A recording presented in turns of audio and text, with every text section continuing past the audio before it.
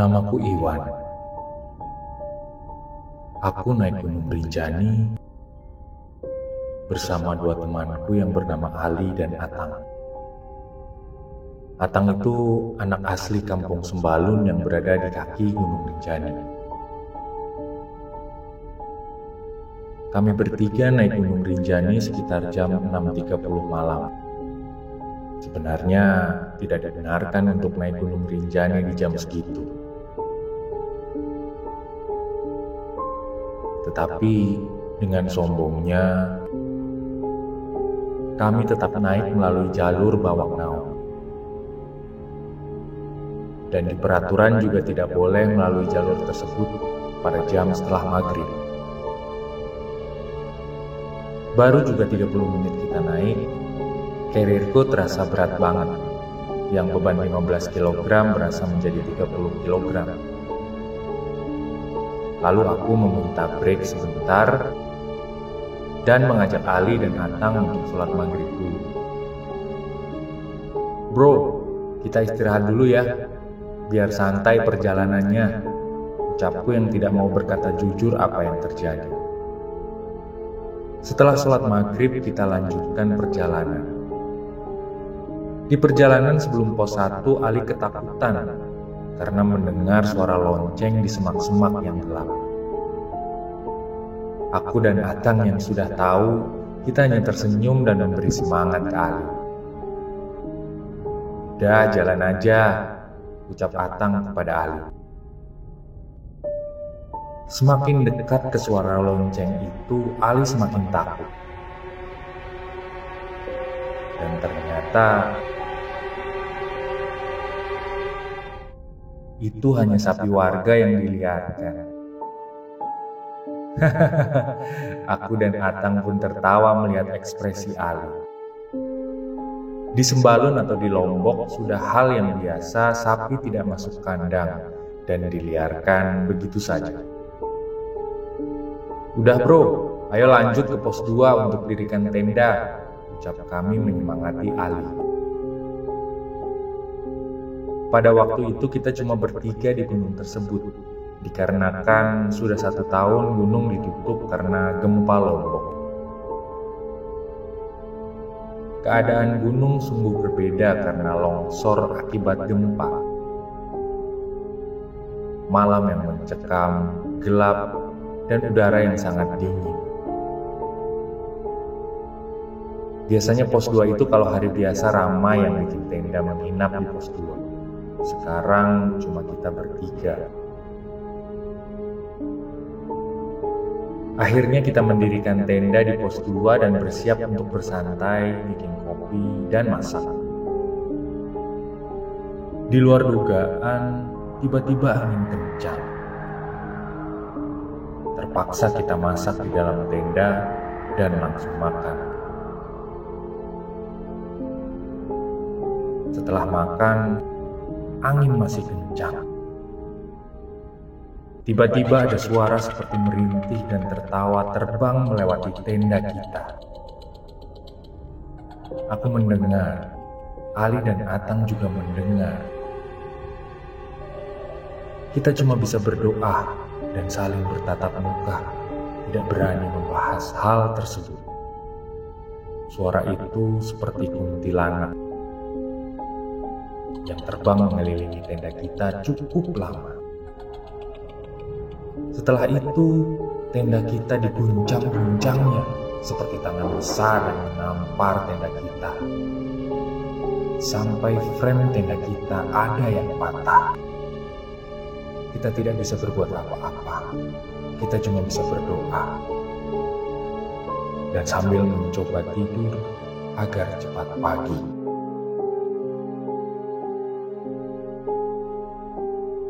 Akhirnya kita bisa tidur dan terbangun saat pagi. Aku mencoba bangun dan terkejut melihat perbekalan makanan, snack, dan minuman kita sudah berantakan. Sebagian hilang dan sebagian sudah rusak. Telur pecah semua. Aku, Ali, dan Atang terkejut melihat kejadian ini.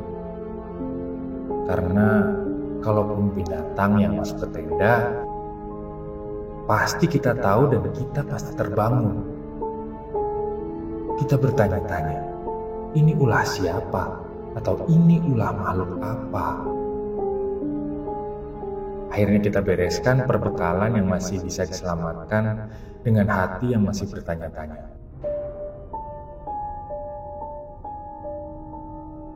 Setelah membereskan perbekalan, kita ragu untuk melanjutkan perjalanan. Karena perbekalan makanan tinggal sedikit dan bakal pas-pasan kalau melanjutkan perjalanan. Aku, Ali, dan Atang berunding untuk memutuskan turun atau lanjut naik. Dan akhirnya kita sepakat untuk mengejar sampai Pelawangan Sembalun dan Sumit ke puncak, tapi tidak mampir ke Danau Segara Anak. Kita pun bergemas. Aku yang jadi leader pun sedikit memberi semangat kepada Ali dan Atang dan memberi arahan agar berhemat air minum. Kita juga belum tahu apakah sumber mata air masih ada atau tidak di Pelawangan Sembalun. Karena takut tertimbun longsor, Ali dan Atang pun mengerti situasi kita. Dan kita pun melanjutkan perjalanan. Di perjalanan kita berhenti di pos 3 untuk break sholat asar. Dan dari kejauhan aku melihat seorang porter sekitar 10 meter di bawah. Dia membawa beban porter berupa logistik. Aku langsung berteriak pada Atang dan Ali. "Oi, itu ada orang kayaknya porter." Alhamdulillah, kita jadi ada temen buat naik ke Pelawangan. Sorak Ali dan Atang. Ditunggu 10 menit gak ada, 30 menit gak ada, sampai 1 jam kok tetap gak ada. Atang pun sudah ke bawah untuk menyusul orang itu. Ternyata gak ada. Heran, kemana perginya orang itu? Jam menunjukkan pukul 5 sore. Sebentar lagi maghrib. Waktu terbuang karena menunggu porter tersebut. Dan kita memutuskan melanjutkan perjalanan setelah maghrib. Soal porter itu kita pikir positif aja. Mungkin orangnya balik lagi ke bawah karena ada yang tertinggal. Lanjut perjalanan dengan rintangan Bukit Penyesalan yang begitu menanjak. Semua pendaki yang pernah ke Rinjani pasti tahu bagaimana Bukit Penyesalan itu. Nah, sekarang situasinya agak berbeda. Bukit Penyesalan jadi rubah jalur agak menyamping ke kiri dan agak curam karena longsor. Jalurnya curam, tapi untungnya sudah ada tambang untuk membantu kita agar bisa berpegangan. Angin malam pun kencang. Suhu udara pun naik menjadi 8 derajat. Kita kehausan, kedinginan, dan kelelahan. Situasi pun menjadi serba salah. Kalau nggak berhenti kita lelah, lutut juga sudah gemetaran. Tetapi kalau kita berhenti, suhu terasa dingin dan menusuk tulang. Di tengah perjalanan kita berhenti di dekat pohon besar. Kita berhenti dan menghadap pohon itu. Ali berbicara ke kita berdua. Lihat nggak kayak ada yang bergelantung, sosok hitam di atas pohon itu. Kita pun langsung bersamaan memperhatikan pohon itu. Dan kita melihat sosok hitam loncat dan langsung menghilang. Kita langsung ketakutan dan langsung segera bergegas melanjutkan perjalanan sambil istighfar. Astagfirullahaladzim.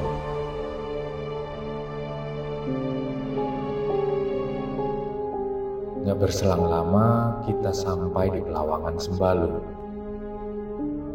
Kita pun berpelukan. Suasana haru pun menyelimuti situasi tersebut. kita langsung bergegas mencari spot untuk membangun tenda. Angin masih kencang bertiup sampai mengeluarkan suara suling seperti di film-film. Di saat mendirikan tenda, suasana menjadi mencekam. Ada sosok yang menertawakan kita di belakang semak-semak.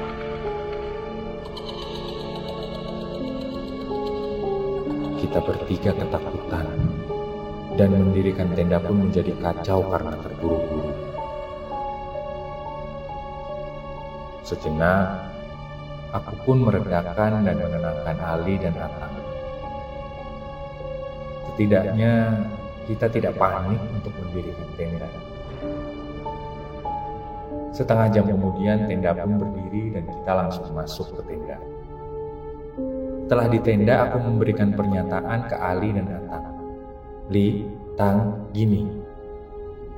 Kalau kita sekarang gak bisa makan, berhubung logistik kita menipis. Dan kalau kita makan sekarang, besok kita gak akan bisa makan. Dan air pun sudah sedikit untuk memasak nasi. Kita belum bisa cari sumber mata air untuk malam ini. Berhubung cuaca di luar dan ada yang tertawa. Kita gak bisa ambil risiko. Dan akhirnya Ali dan Atang setuju. Akhirnya kita bikin teh manis saja dan buka mie instan untuk dimakan mentah. Setelah menikmati teh manis dan mie instan mentah, kita mencoba untuk tidur, istirahat. Dan situasi pun sama seperti di pos dulu. Tenda kita diguncang-guncang oleh sosok yang tidak terlihat sambil tertawa. Kita bertiga pun ketakutan. Mencoba cuek untuk tidur pun butuh perjuangan. Singkat cerita, kita terbangun di jam 4:30 subuh. Kita berunding untuk menentukan siapa yang ke puncak dan siapa yang menunggu di tenda. Karena kalau tenda ditinggal, takut ada monyet atau makhluk yang masuk dan mengacak-acak tenda. Akhirnya Ali dan Atang yang pergi summit ke puncak. Dan aku yang menjaga tenda. Ali dan Atang bersiap untuk berangkat summit, tiba-tiba segerombolan monyet datang. Melihat dan menyaksikan Ali dan Atang berangkat ke puncak, segerombolan monyet itu pun mengikuti mereka berdua, seakan mengantar mereka ke puncak. Akhirnya aku sendirian di tenda. Segerombolan monyet pun tiba lagi mengelilingiku. Mereka tahu ada makanan di dalam tenda. Aku berusaha mengusir monyet-monyet itu. Aku usir yang di depan, yang di belakang maju. Usir yang di belakang, yang sebelah kanan maju, dan seterusnya begitu. Aku pun jadi kewalahan. Aku putuskan untuk masuk ke dalam tenda dan untuk bertahan di dalam saja. Dan ternyata monyet-monyet itu nekat untuk merobek tenda dan masuk untuk mengambil makanan. Terjadilah perkelahian antara aku dan monyet itu di dalam tenda. Dalam hatiku, begitu kelaparan ya kalian. Sudah ada 1 tahun tidak ada pendaki yang kesini. Aku pun tidak mau kalah. Makanan aku bungkus, masukkan ke dalam tas carrier, dan aku keluar tenda. Aku cari kayu, dan ada sendal jepit, dan lalu aku ikat sendal jepit itu di kayu. Lalu aku bakar menjadi seperti obor api untuk mengusir monyet tersebut. Sekian lama aku mengusir monyet dari jauh, aku melihat Ali dan Atang pulang dari puncak. Mereka tertawa melihat aku bertarung dengan monyet. Gak akan ada ujungnya Wan melawan monyet, kata Ali dan Atang. Lalu aku menjawab, ya bro. Aku bertanya, gimana puncak? Lalu mereka menjawab, gak sampai puncak karena jalur gak jelas. Dan sedikit ada longsoran, Jadi bahaya untuk lanjut juga. Begitu rupanya. Gak apa-apa, belum rezeki kita berarti. Kita pun langsung bergegas beres-beres sambil waspada ada monyet yang mengawasi. Aku berkata ke Ali dan Atang, kayaknya kita bisa makan di pos 2 karena di sana ada sumber air.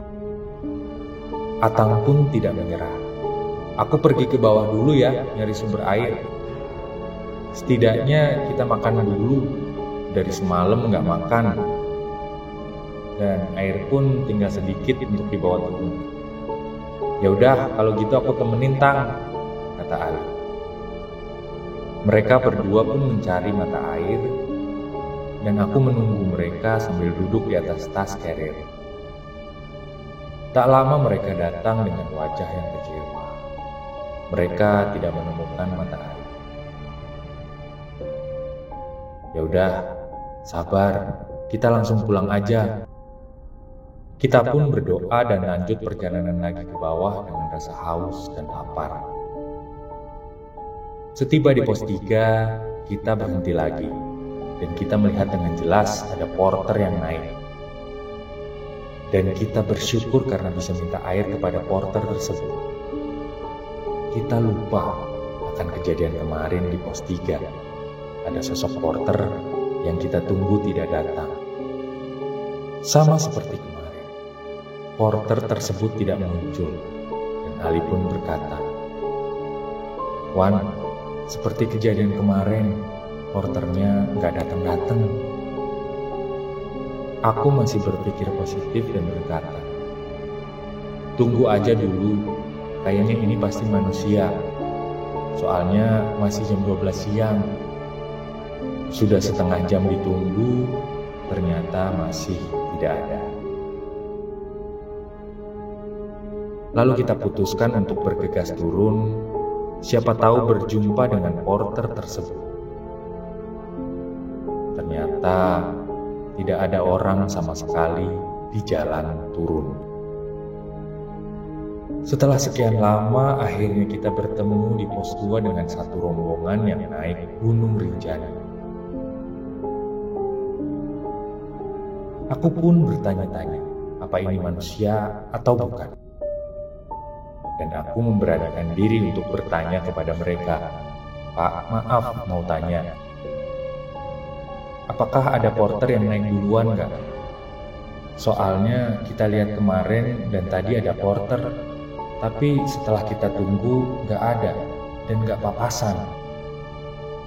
Tapi kita lihat dengan jelas, orang jaraknya cuma 15 atau 10 meter dari kita. Bapak yang kita tanya pun menjawab, gak ada mas. Kita daftar pun cuma ada daftar kalian aja.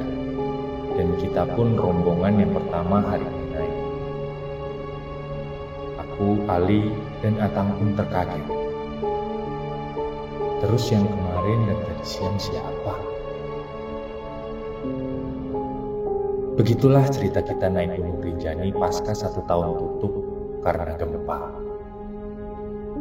Banyak hikmah yang kita ambil dari kejadian tersebut.